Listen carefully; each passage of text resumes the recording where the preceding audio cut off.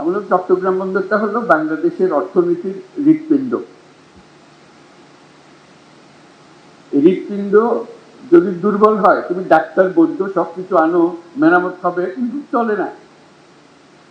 ছোট্ট একটা হৃৎপিণ্ড, তার মধ্যে হলো রোগাক্রান্ত। এই হৃৎপিণ্ডকে তুমি যতই ঠেলাঠেলি করো, ভিতরে বেশি রক্ত সঞ্চালন হবে না। এই যদি আমরা একমত হই যে বাংলাদেশের অর্থনৈতিক হৃৎপিণ্ড হলো চট্টগ্রাম বন্দর, তাহলে ওটার যে সাইজের বন্দর আছে, যে সাইজের হৃৎপিণ্ড আছে, ওই সাইজের চলে না। এই হৃৎপিণ্ড বিশ্ব সাইজের হৃৎপিণ্ড করতে হবে, তাহলে এটা পাম্প হবে, সেটা সারা বাংলাদেশ জুড়ে সেটা সচল হবে। এখান থেকে অর্থনীতি সচল হয়ে না তার নারী দিয়ে উপরের দিকে যাবে,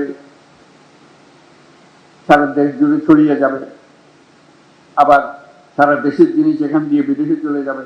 এটি হলো হৃৎপিণ্ডের কাজ, এটি হলো বন্দরের কাজ। বন্দর আরো আছে, কিন্তু এটা হলো একেবারে কেন্দ্রীয়, সবচেয়ে বড় যে জিনিসটা। এখান থেকে সমস্ত কিছু নিয়ন্ত্রিত হবে। কাজে আমরা বললাম যে পৃথিবীর সারা বন্দর ব্যবস্থাপক যারা আছে তাদেরকে ডাকো। দেখলাম যে আগেই ডাকা হয়ে গেছে, কিন্তু কাজটা হচ্ছে না। আমি বাড়ি বাড়ি সবার কাছে আবেদন করছি, এটা তাড়াতাড়ি করে হবে। যত দিন যাবে আমরা এই হৃৎপিণ্ডকে আর ওইভাবে স্থাপন করতে পারবো না। আমাদের যে সুযোগ আছে, এই সুযোগে আমরা হৃৎপিণ্ডকে ওই সাইজের, যে সাইজে আমরা কল্পনা করি বাংলাদেশের অর্থনীতি দাঁড়াবে, বাংলাদেশের ভবিষ্যৎ পরিবর্তন হয়ে যাবে, এটা পরিবর্তন না করে বাংলাদেশের কোনো অর্থনৈতিক পরিবর্তন সম্ভব না। কাজে আমাদের কাছে এটা পেছনে যেতে হবে। এবং তার সঙ্গে আবার যোগ করলাম, এটা শুধু হৃৎপিণ্ড বাংলাদেশের জন্য না, আশেপাশের দেশগুলোর সঙ্গে সংযুক্ত। যে কারণে নেপালের কথা বললাম, ভুটানের কথা বললাম, সেভেন সিস্টার্সের কথা বললাম, সবার জন্য হৃৎপিণ্ড একটাই। নেপালের জন্য হৃৎপিণ্ডই নেই, কাজে আমাদের হৃৎপিণ্ড দিয়ে তাকে চালতে হবে। আমরা তাকে সেই সংযুক্ত করতে চাই, এটা আমাদেরও লাভ, তাদেরও লাভ, আমাদেরও লাভ। এটা এমন নয় যে তাদের মেহেরবানি করি, মেহেরবানির বিষয় না। এই হৃৎপিণ্ড যদি সংযুক্ত হয়, সেও লাভবান হবে, আমরাও লাভবান হব। ভুটান যদি এটার সঙ্গে সংযুক্ত হয়, সেও লাভবান হবে, আমরাও লাভবান হব। সেভেন সিস্টার যদি এটার সঙ্গে সংযুক্ত হয়, তারা লাভবান হবে, আমরাও লাভবান হব। এই হৃৎপিণ্ডকে বাদ দিয়ে চললে যারা এটাতে বাদ দেবে তারা ক্ষতিগ্রস্ত হবে। রক্ত সঞ্চালন হবে না সেখানে, অর্থনৈতিক সঞ্চালন হবে না সেখানে।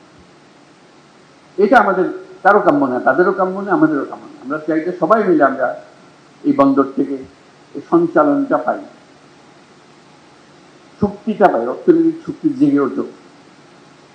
আমরা যে আজকে চট্টগ্রাম বন্দরের কথা বলছি, এখানে স্ক্রিনে আমরা দেখছি বন্দরের পরিস্থিতি। আমাদের মতো দেশে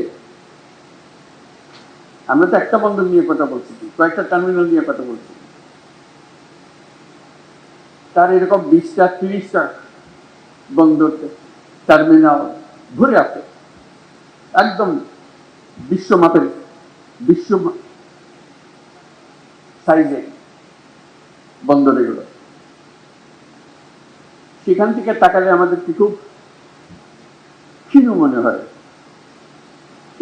এই হৃৎপিণ্ড দিয়ে তো রোগী বেশি দিন টিকবে না, সেখানে যাবে না। কাজে এটাকে শক্তিশালী করতে হবে, এমন শক্তিশালী করতে ক্রমাগতভাবে এটা শক্তিশালী করতে হবে। একবার শক্তিশালী করে দিয়ে ওখানে টিকান দিয়ে হবে না।